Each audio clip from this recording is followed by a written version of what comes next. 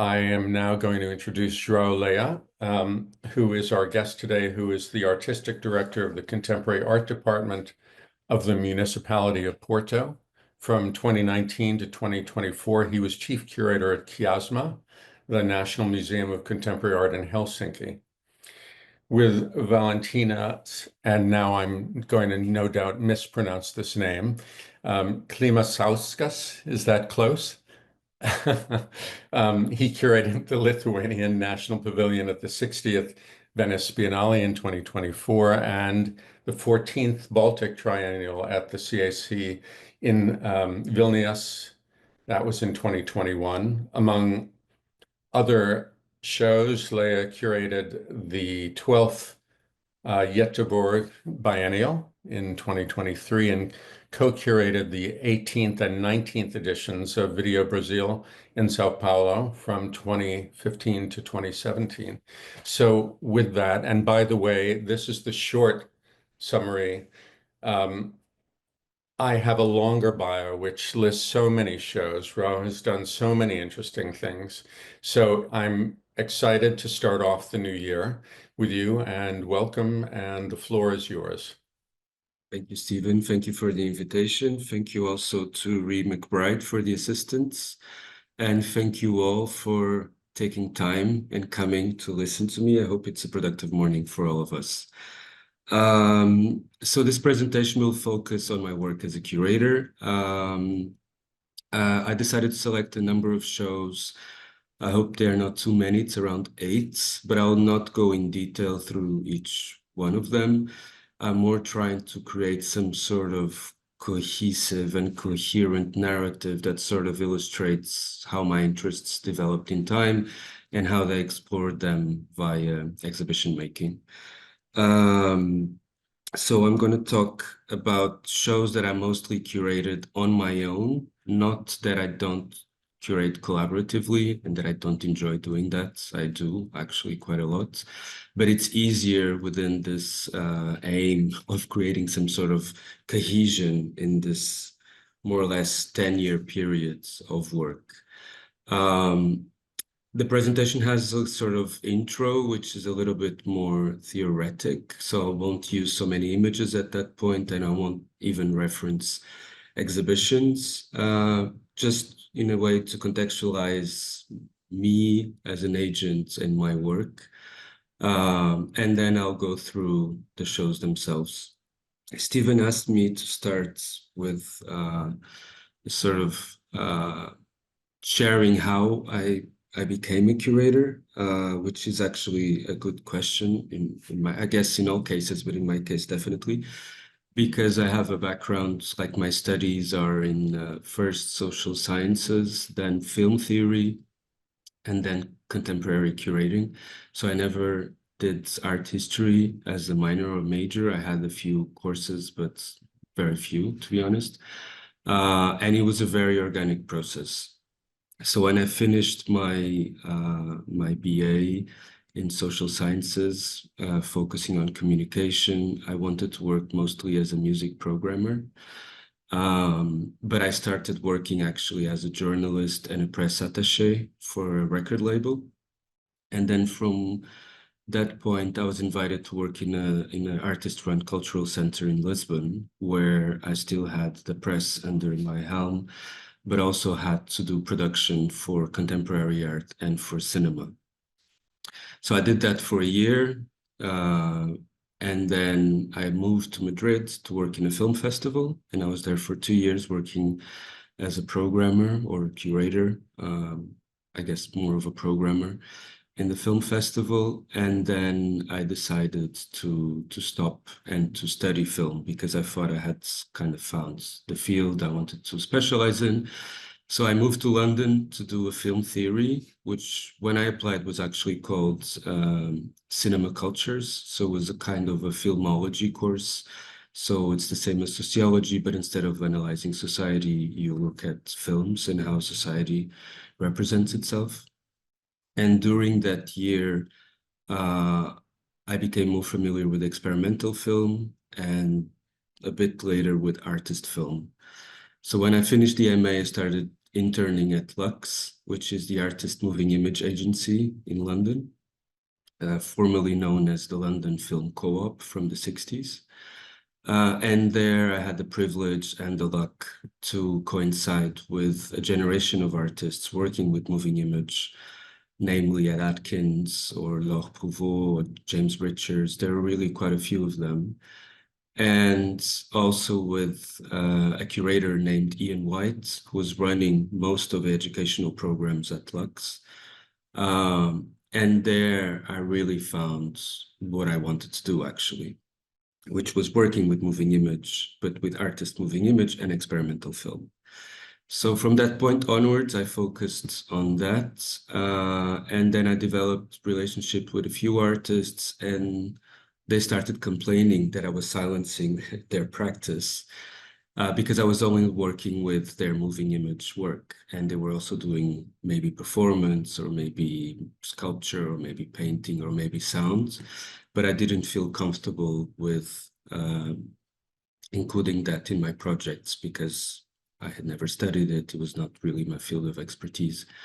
But conversations continued and I was challenged to try, and I did a few solo shows with those artists where we included these other mediums, and I became really excited with what was for me a discovery of space. So not only working in time and in a sort of a black box that denies or silences space, but actually working with space and kind of using the idea of choreography that then became really key to my work later on.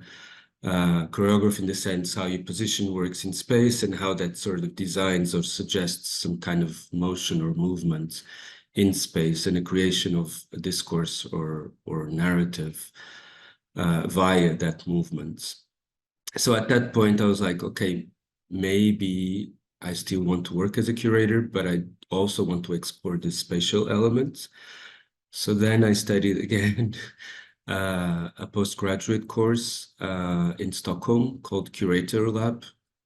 And as the name signals, it was really a laboratory for ideas around curating. It wasn't specifically for people who wanted to be a curator.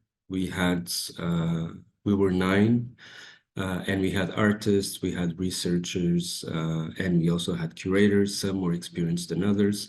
But it was really a very productive period where I learned a lot with the guest lectures and tutors, but also with my peers. And at that point, I really decided, okay, this is actually what I want to do. I want to work a lot with time, but I really want to work with time alongside space.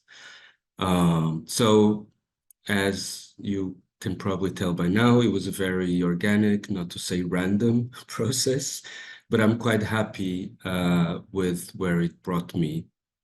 Also, as a kind of intimate sharing, I suffered a little bit from the imposter syndrome at the beginning because I really felt I was doing something that maybe I shouldn't really be doing. Now, I feel much more comfortable. Of course, I still lack the art historical kind of perspective, but many other peers and colleagues have that, and hopefully I can offer other perspectives. So I don't feel that as a lack, I just feel it's something that sort of defines my practice, and hopefully it adds rather than lacks in my work.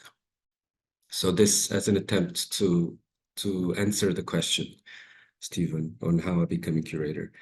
So yeah, to rewind a little bit, so social science is still the kind of my base. I'm still very interested in art as a platform where you can identify, engage with, and question social dynamics. So I depart and also arrive pretty much to an understanding of art as something deeply embedded and belonging and participating in society. And so my projects very often, if not always, explore this sort of triangulation between artistic production, the social, and then specific dimensions or tensions in the social, namely, for example, technology and representation. And the art object not necessarily as something material, but the art practice or the production the artists do, is really this kind of core place where all these questions and all these narratives can be engaged with. Also, again, my studies in film or in cinema connect with my approach now to curating, which is very grounded on the visual culture, the importance of images, on how, again, society's kind of structure understands itself and reproduces itself and its grounding narratives.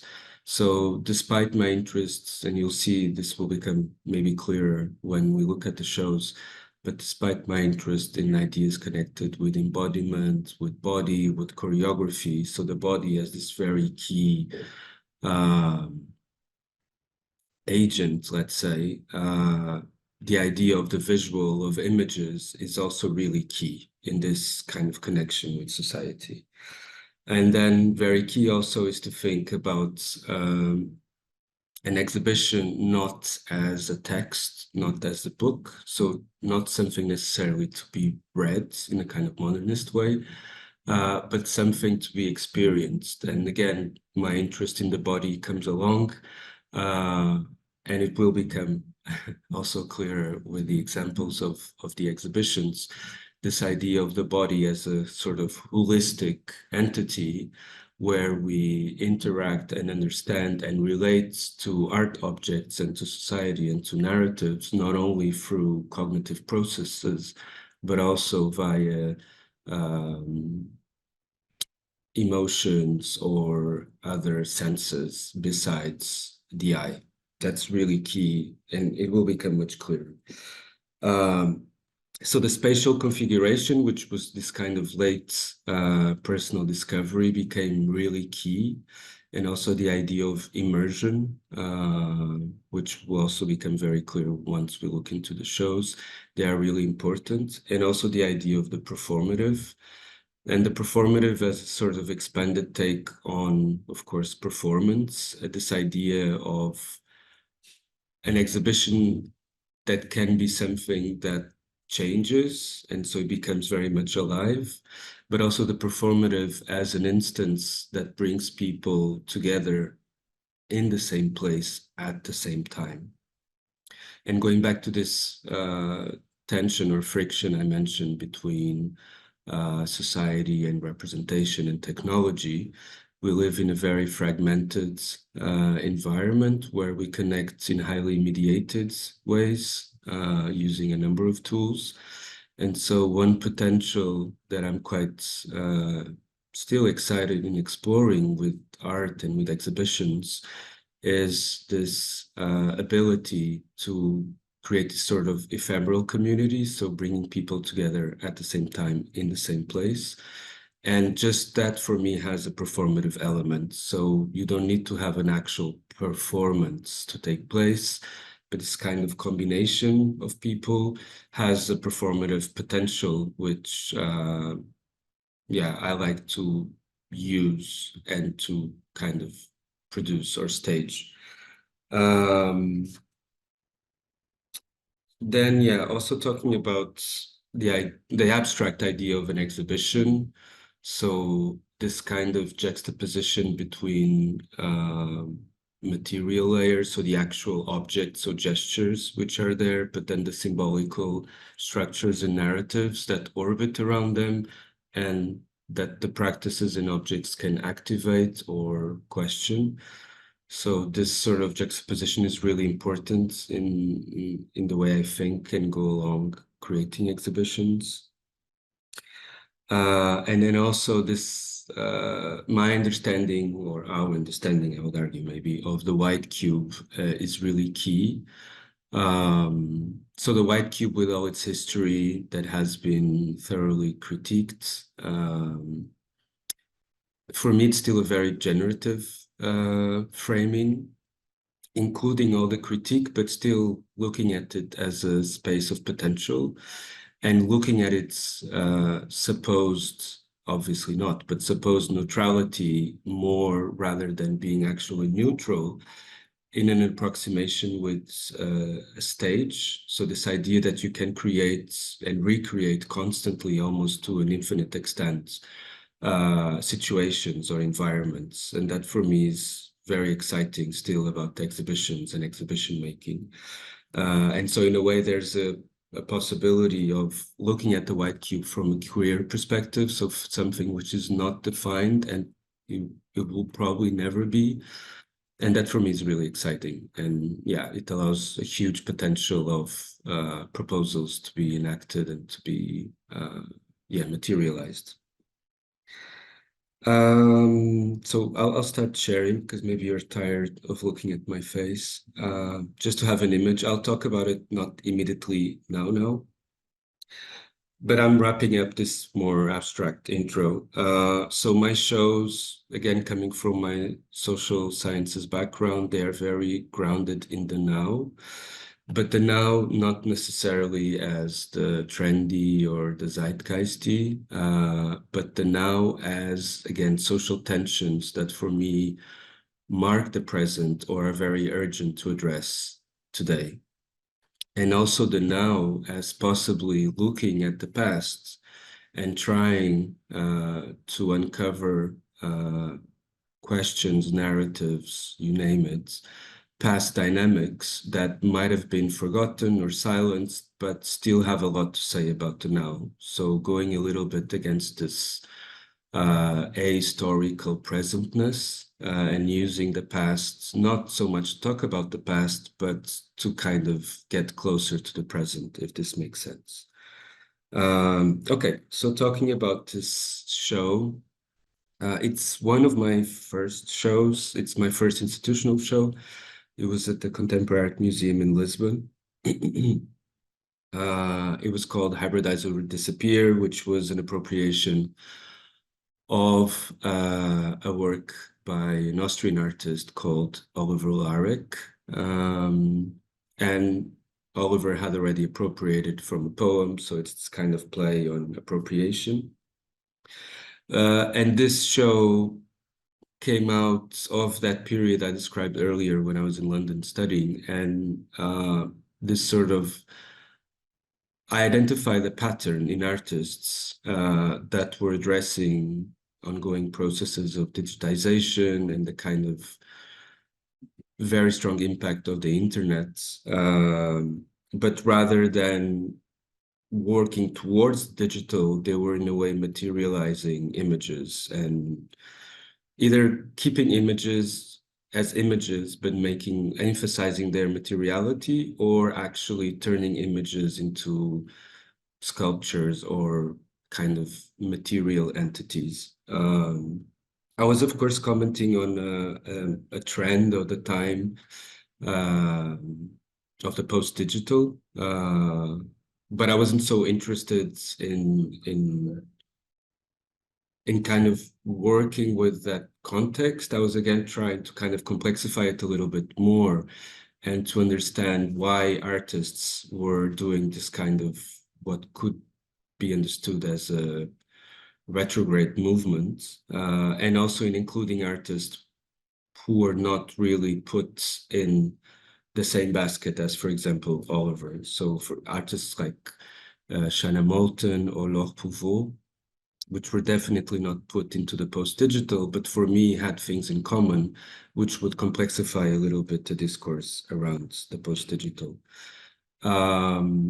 One relevant maybe gesture, I was still really experimenting. I didn't really know very well what I was doing. I knew what I wanted to explore, but again, I didn't really have a lot of experience with exhibition making, and this being my first institutional show, I was quite nervous and anxious about what I was doing, but I was still kind of excited, and maybe the lack of awareness played in my advance because I was really trying to go all over. So the original invitation was to use one kind of classic white cube, and then I suggested to the museum to actually work on a more networked kind of way and proposed to use the sculpture garden and the lobby. I was also thinking still a lot on the institution, and the institution as this kind of vessel, and trying to understand what's the impact of the mechanics of the institution on your experience of the exhibition, which usually you only encounter after you've been kind of grinded by the institutional machine. So this was the lobby, which was not used for temporary exhibitions. They were just displaying the collection of sculpture, which looks kind of weird. I did mention it was a contemporary art museum. It was one of the first museums actually in the world to use contemporary on its naming, but the collection actually starts from the mid-1900s. So I was also really interested in this kind of weird time frame that the collection had, and that the museum didn't silence, actually kind of used it. And for me, it was kind of fun, let's say, to appropriate these works. They were not listed as part of the exhibition, but they were clearly part of the experience of whoever was engaging with the exhibition. And one of the key ideas of the hybrid was this echo between the digital and the bodily and the virtual and the actual. So this kind of images, sculptures were interesting as bodily markers made of marble, and very naturalistic. It was kind of fun for me at that time to put them in contact with these other works. Another thing I was really interested was the idea of liquidity, which then continued in various other shows. So this idea that in the regime, the online regime, narratives, objects, images, they are liquid in the sense they are not fixed. So they're constantly being recontextualized and remediated. So lots of the artists I was working with were also exploring that. So this is a video by an artist called Magali Royce. It was basically a HD 4-minute video of someone having a shower and slowed down. So the liquidity was very clear. And again, it was a marker for other works. For example, the idea of the moon, how the moon influences the tides. There was sort of esoteric layering also to this show, which is something I explored a bit later. So maybe it's good about this show. This other show was called Foreign Bodies. It was from 2018, so 3 years after, but it was exploring similar sort of questions in a very different way. I call this my posh show because it's probably my most well-behaved. And it was very simple also in comparison to the other one. It was a duo. And it was putting two very different artists, one working with photography, one working with sculpture, one an historical, quite known artist, John Copland, and the other one a very young Spanish artist from the Basque Country called Juni Crespo. What I was interested was their take on the body and the way they both would kind of reframe the body as a sort of foreign entity. And what I mentioned before of the now and looking at the past on the now. So John Copland's images, they were definitely not from the now in 2018. But for me, they still felt very contemporary in a number of ways. So for example, the way the aging male body was portrayed, because he was self-portraying himself as already an aged man. And for me, it was really interesting to revive these sort of representations in a visual culture that totally silences the idea of aging, and especially the naked male body is much less visible than the female body. And then to kind of put it in dialogue with an artist who's actually engaging a lot with how the female body is portrayed and framed in mainstream contemporary visual culture. I thought it was quite interesting. Also, for example, in terms of Copland's and in terms of June, I was quite taken by the fact that in the sort of selfie age, they portray all sorts of sections of the body, but never the face. The face was always absent. So also talking about questions connected with identity, which are so key now, it felt like an interesting gesture and an interesting position to sort of explore. Connecting again with what I mentioned of the white cube and the idea of staging. So again, I'm trying to make sense of things which were not so linear. And like this show is from 17, so it's the year before the previous show, which was a total sort of classical white cube. But at the same time, I was doing these other gestures, which are questioning a little bit what the white cube could be today. So if we really want, to use the white cube as a neutral vessel, it can't be white. We all know that. But what could it be? And here I was kind of referencing the idea of the chroma key, which is usually green, but also can be blue. And the idea of the chroma key with this surface where you can cut and paste and just reorganize whatever sort of entity you want. So I was trying to explore if actually the chroma key could be the white cube of the now rather than the white cube. And then I used blue rather than green, also trying to explore these ideas connected with emotion. So the idea of blue being a more introspective sort of color and the green being a bit more acid and more stimulant, let's say. So the idea also of an exhibition as a space of introspection, of thinking. So the blue seemed more adequate. And then the title of the show also kind of lent itself more to the blue rather than the green. It was called 10,000 Years Later, Between Venus and Mars. So it had this kind of cosmic or spatial element to it. So the blue also seemed more adequate. And I decided to have this kind of experimental approach to this exhibition because it was quite a tricky exhibition for me at the time. I was invited to do a group show out of a private collection, which was celebrating the 10th anniversary of the museum, but the 20th or the 30th, I'm not sure now, anniversary of the collection. So it was a collection I had not been involved at all up to then. So I had no say in the works that I could kind of choose. So what I tried to do was to really use it as an excuse to question and explore the white cube, but also to question the idea of collection and of museum. So this idea of the 10,000 years later between Venus and Mars, I was trying to reframe the artworks also, again, connecting what I said in the beginning of the art object as a place where you can engage with social dynamics and question them.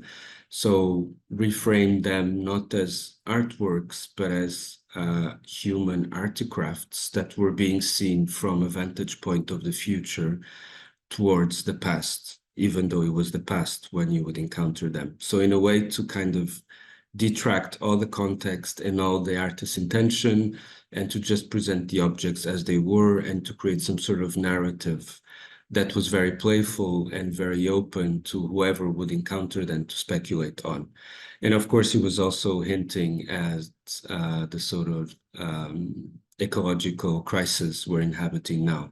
So it was doing a lot of things, but it wasn't really pointing any paths to what exactly it was doing. Not sure how successful it was in that sense, but for me, it was really a very important moment where I understood a number of things that I was doing and that I wanted to explore in the future. Also important to say, this was actually done where I work now.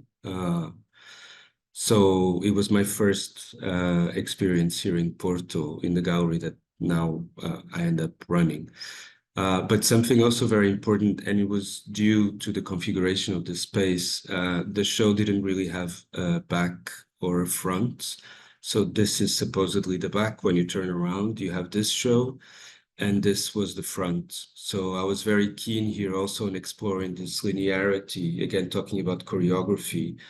The fact that in this exhibition room, you need to leave through the same place where you enter kind of forced me, and not everyone engages with a space like this, but for me it was really clear that I had to do sort of one exhibition that was two exhibitions at the same time, which goes around, for example, to the first show, the Hybridize or Disappear. So that's this idea of liminality or the hybrid or things that are in multiple places at the same time. It's still something that for me now is quite key and quite important.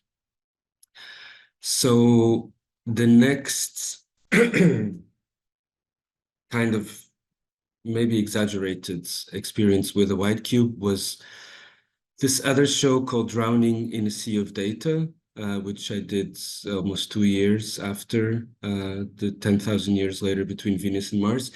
And here I decided to use the idea of liquidity to an extreme.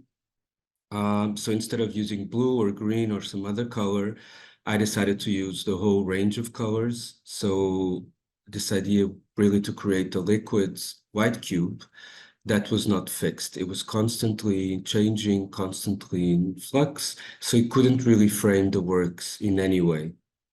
Again, if this was successful or not, I'm not sure.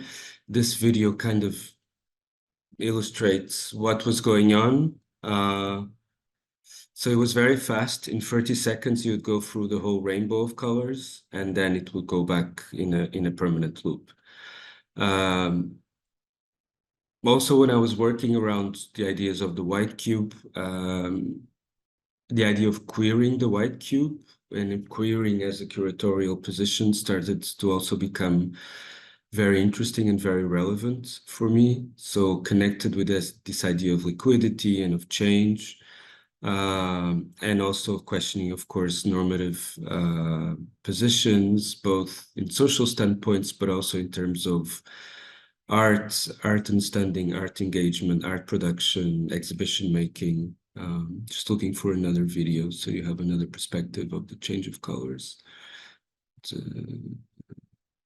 Here. It was a very dense show, not only because of the colors, but also the way I used sounds.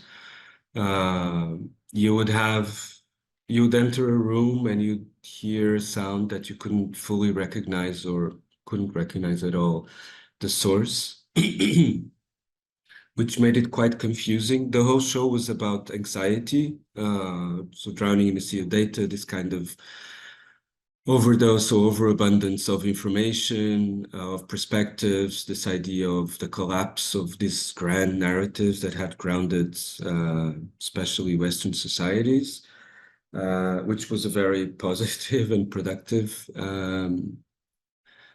time, but it was also creating a lot of anxiety. So the whole show also tried to mimic emotionally this kind of overstimulated regime that we sort of inhabit now. So this other show is called In Free Fall. It was done a few months after Drowning in a Sea of Data, and for me it's like they are twin or Siamese exhibitions. They both address the now. Again, in Free Fall, also this idea of anxiety, this idea of lack of grounding. So the grounding narratives and grounding images, grounding positions, they're all collapsing.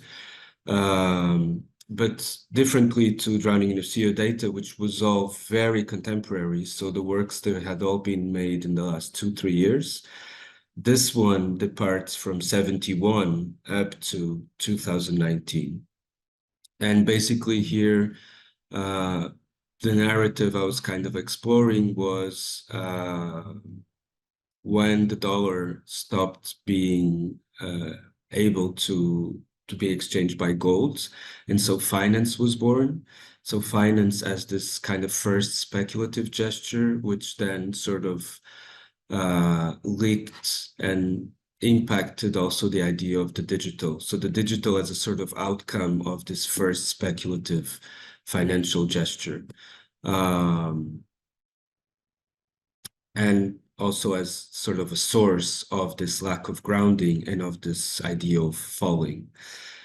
And here I was still exploring the idea of the white cube, but I started to be a bit tired of having a very heavy curatorial position or agency, or even imposition, imposing me or myself so much onto the artworks.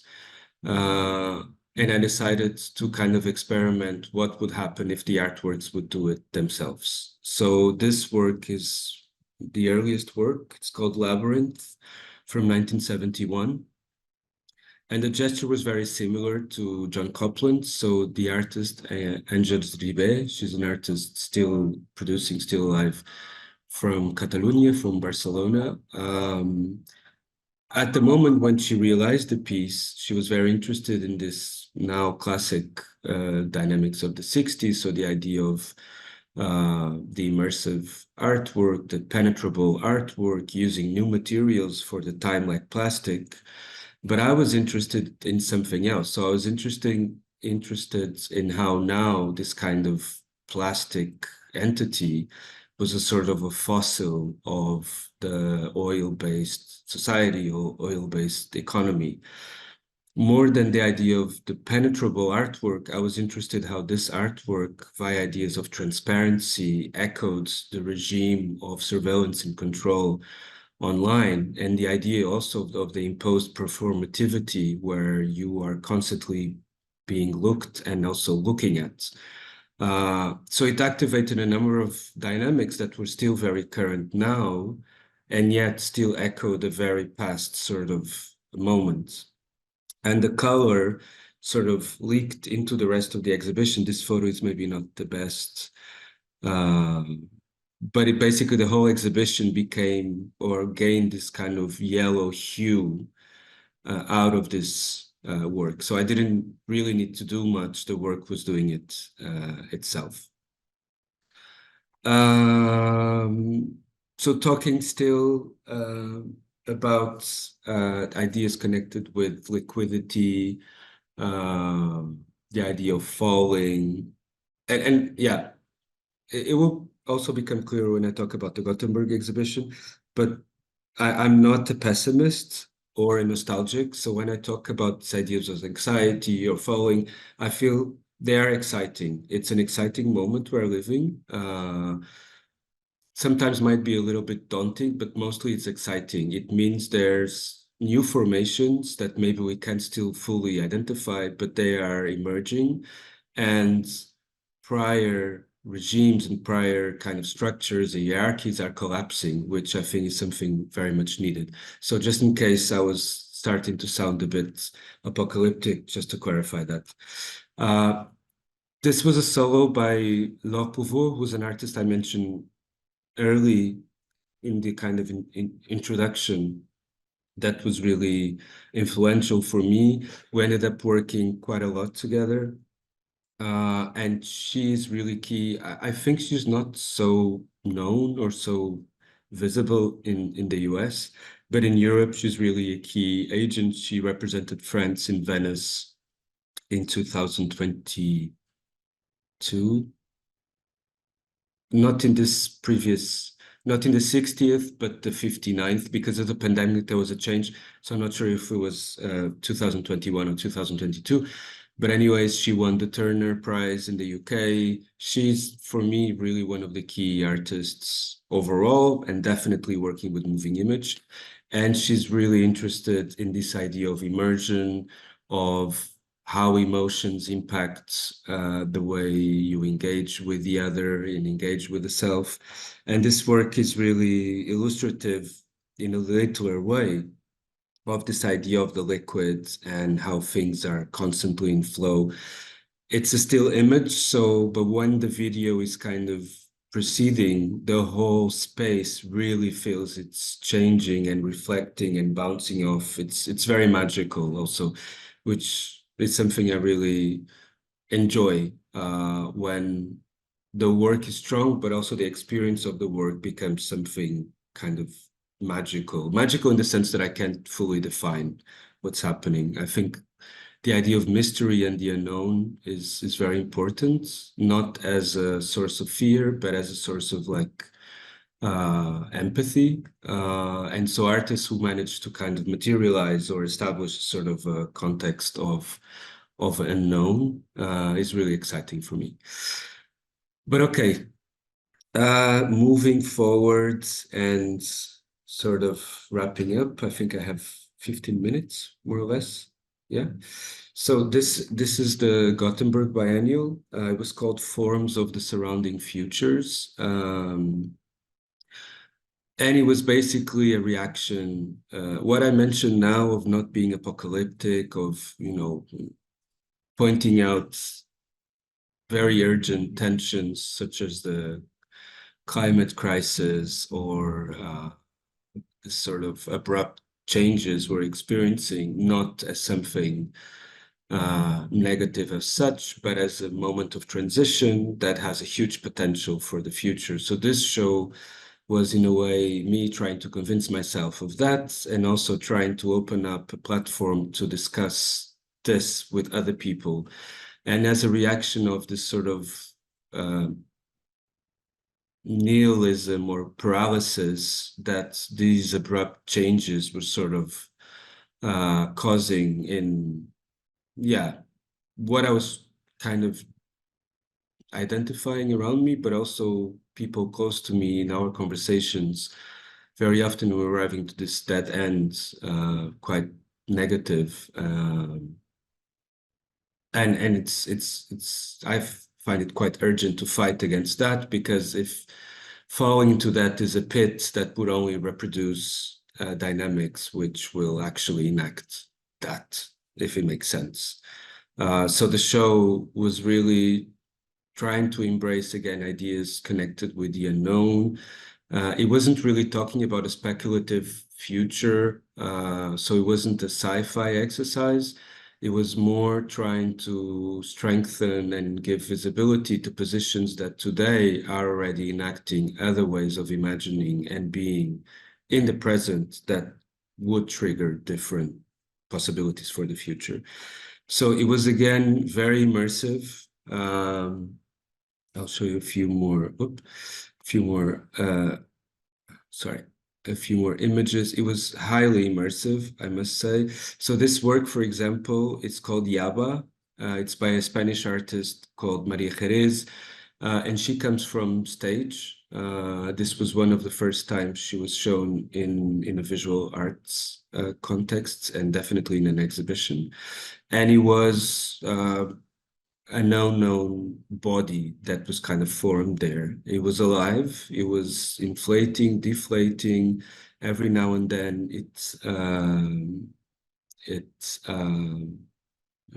the word is lacking me now. It expelled smoke. There was smoke coming out of its insides, and it also had the sound track activating it. And the light system was also emphasizing different points at different times. So you could look at it as a mutant body still sort of taking shape. You could look at it as some sort of surface of an unknown planet, or maybe at the bottom of the ocean, layers that we still don't fully know. So it was really a place, a living entity of the unknown. And it really activated the whole exhibition in a very interesting way from my regards. Then I just want to show you another. Yeah, the first work was a work that you might have seen. It was shown at the new museum, I think in the Triennial of 21, called Pervasive Lights by Sandra Mujinga, Ghanaian Norwegian artist, who was talking about questions connected with visibility and invisibility, and connecting with Black futurism, but also again, the underwater, very deep kind of life forms that survive without natural light and actually produce their own bioluminescent light. So this was one of the connections with Maria Jerez, for example. But I wanted to show you the image of the other venue, the Kunsthalle. Yes. which was a trio dialogue between Guadalupe Maravilla, which you might know, they're based in New York, a Brazilian artist, Anna Vaz, and a Sami artist from northern Finland called Uti Pieski. And this part of the show was more connected with, new cosmologies, the need to kind of strengthen other ways of imagining the world, so world-making sort of exercises. And it was, again, very immersive. So the sound of this video which is basically a mix between cicadas and fireworks, so explosions and this kind of very harsh sounds of insects. It was soundscaping the whole place. And then you had this kind of very eerie cosmological sculpture and this sort of backdrop landscape-ish. This show, queer was really fundamental as a departing and arrival point for the show. So queer as this position which is not yet defined, so it has a sort of it's intrinsically futuristic. And so I was really happy with the opportunity then to do the show 2 times more. So the show then traveled from Gothenburg to Münster in Germany and then here to Porto, because in a way it emphasized exactly what the show was trying to say. So the show became an entity that materialized 3 times in 3 different ways. So it didn't really have a fixed form or a fixed or an ending. So this was the show here in Porto, which is quite different, of course. It was a white cube. And maybe, yes, I have 9 minutes, so I'll finish with the most recent show. It's the show that's on now here in Porto. It's a solo by an artist called Jonathan Uliel Saldanha. And they're mostly active in music and sounds. They're one of the key producers of this Ugandan collective called Nyege Nyege. They're also quite established in stage art, performance art, dance. But they also have a very, for me, key practice in visual art or contemporary art, which hadn't really been seen. So it was one of the first artists I invited to work with here. And again, this idea of the immersive, I think it's quite clear. Again, it wasn't me. I picked the artist and then we worked collaboratively. But this environment is pretty much part of their practice. And it's very clear the kind of very blurred boundaries between a stage or an exhibition, or it's something else. It's not really so relevant. But yeah, this in-betweenness for me is really productive. Here, particularly, the stage is very clear. It's all controlled by AI. So sound, moving image, and lights / lasers, they are all kind of connected to this AI entity, which is choreographing the space constantly. So the space is also constantly changing. And this idea of the unknown, and again, in a little bit going back to forms of the surrounding futures and to drowning in the sea of data, this idea of that we're living a moment of dramatic shifts that, of course, might cause anxiety, but there's a huge potential to reframe and to transform. And this kind of chosen optimism of having empathy with otherness, with the unknown, rather than fear, which then is used in so many ways, which are not very productive for anyone.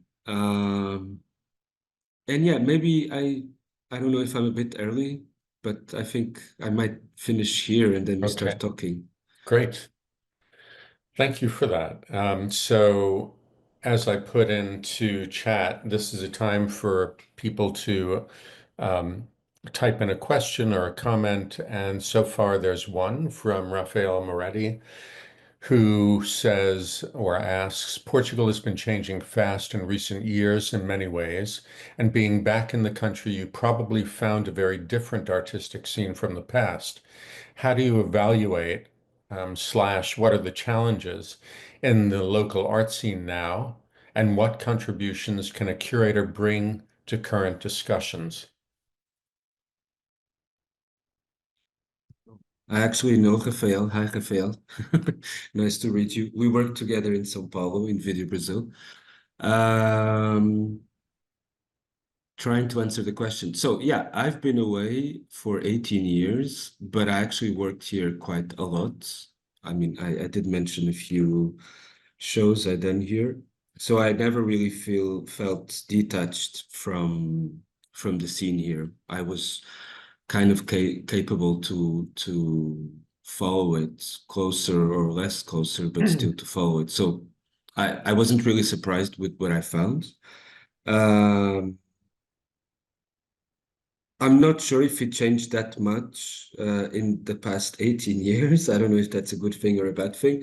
It definitely changed in terms of the amount of institutions. It definitely changed in terms of the complexity of the social fabric.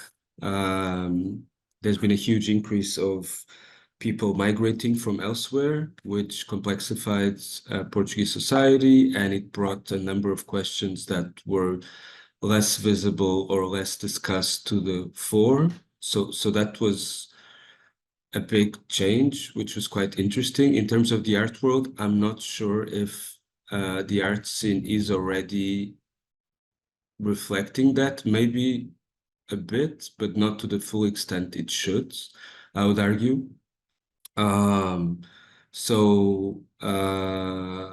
think the last bit of the question was, what can a curator do, or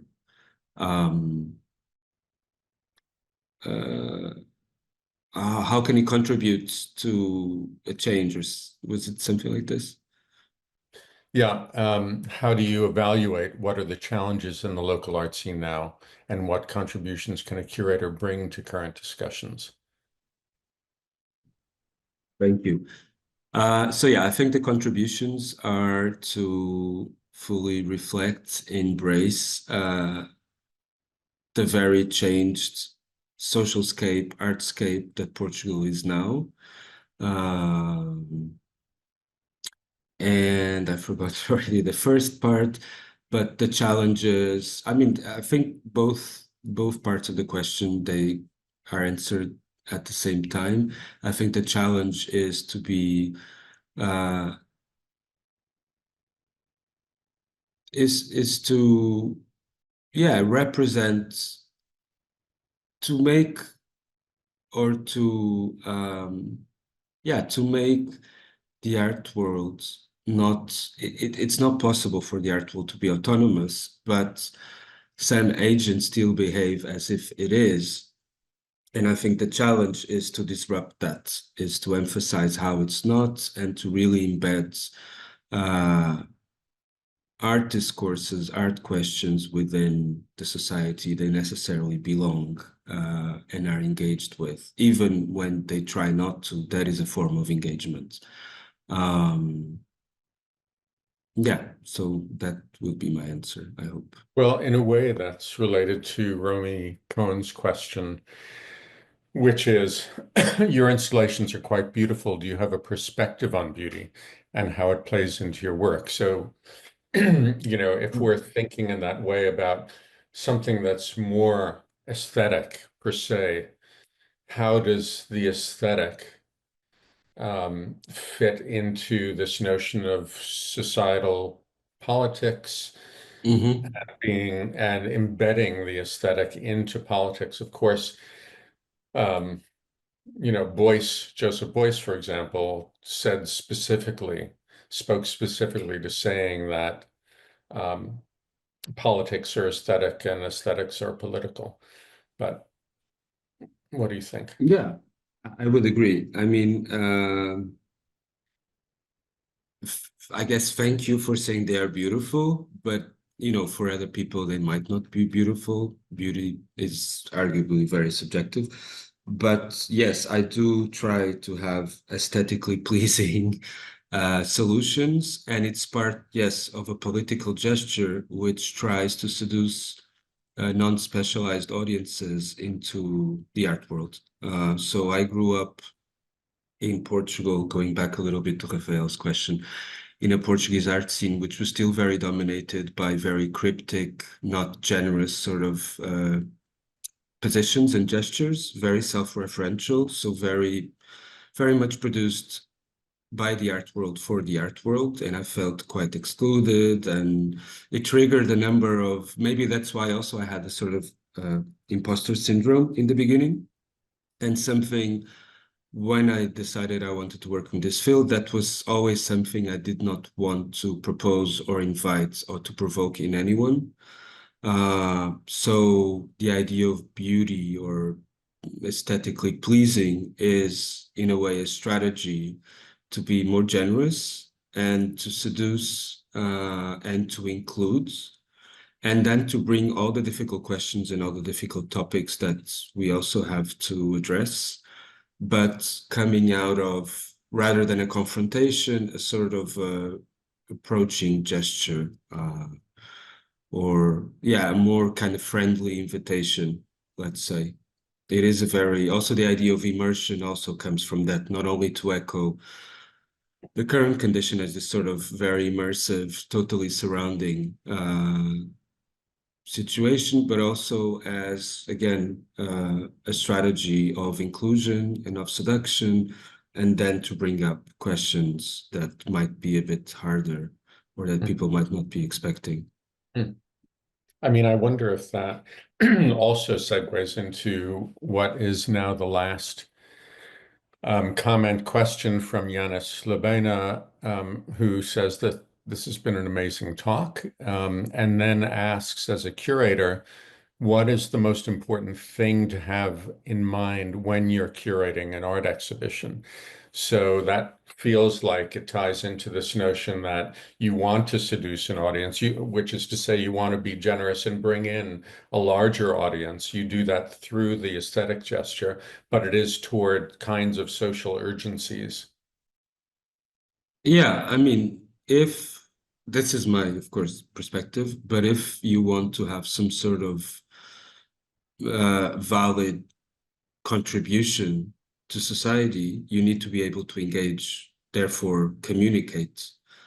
And what I struggled a lot in the past, and sometimes still now with some artistic propositions, is the way they are totally unable to communicate, and or the way they finger point so much as if everyone is dumb and whoever has the voice is the one in the know. So trying to answer the question, it is for me really key not to talk about art for art, but to use art to talk with everyone. And I really believe art has that potential, and that's what I try to do as a curator. And that's how I try to think. So I don't think necessarily of the audience. The audience doesn't really exist. It's multiple people. You can't really summarize it in one entity. But I do try to think, how will this idea be transmitted in the most efficient and productive way?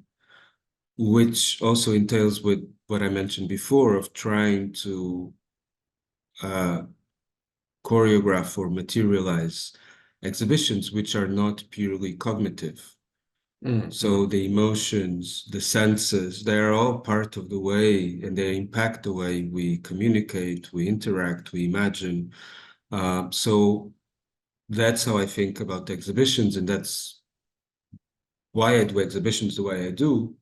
It's all connected with this idea of how we're going to communicate better. How can this really be a productive sort of gesture that adds to a conversation that is ongoing, rather than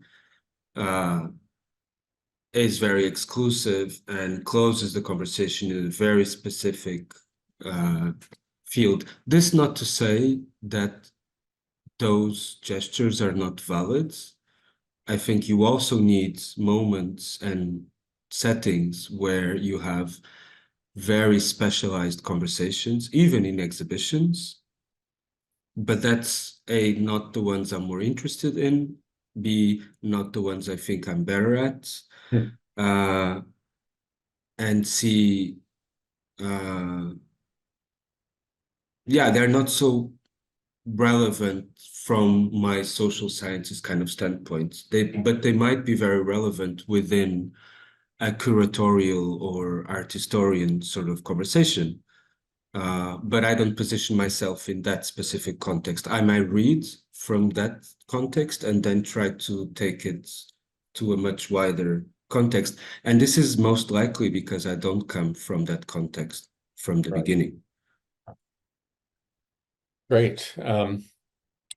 You've perfectly embodied what we love to do in the Curatorial Roundtable, which is hear very specific, different perspectives on what exhibition making is, what the curatorial is, different ways to do it, different backgrounds that bring people to do it. So thank you so much, João, for the presentation. For people who are online, just to note that next week, Julieta Gonzalez, who is the head of exhibitions at the Wexner Center in Ohio, will speak. And so now for the general audience, thank you so much for joining us. Come back next week, and João will now end, and we'll just go to the other link to speak with the students in the program. Thank you very much. Great. Thanks. Thanks to everyone. Bye.